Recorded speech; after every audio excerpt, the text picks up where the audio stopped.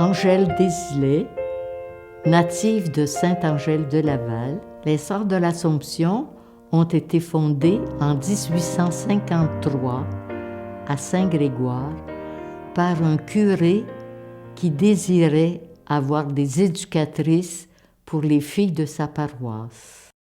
Les Sœurs de l'Assomption se sont établies dans tous les villages de Ville-Bécancour, sauf à Précieux-Sang. Chaque groupe de Sœurs de l'Assomption qui partait pour aller fonder dans un village, dans une localité, dans le groupe, il y avait toujours une musicienne, ce qui a permis aux filles d'apprendre la musique, ce qui a permis d'avoir de la musique à l'église, parce que les religieuses en même temps étaient demandées comme sacristines.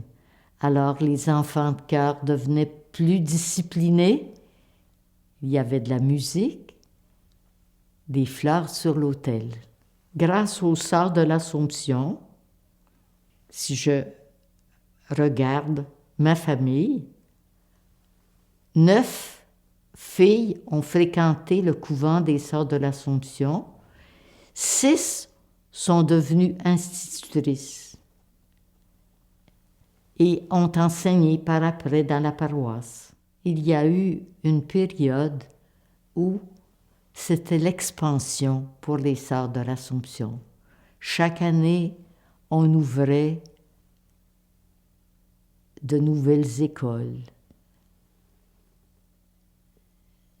Les vocations se faisaient nombreuses. Maintenant, nous sommes arrivés à un temps où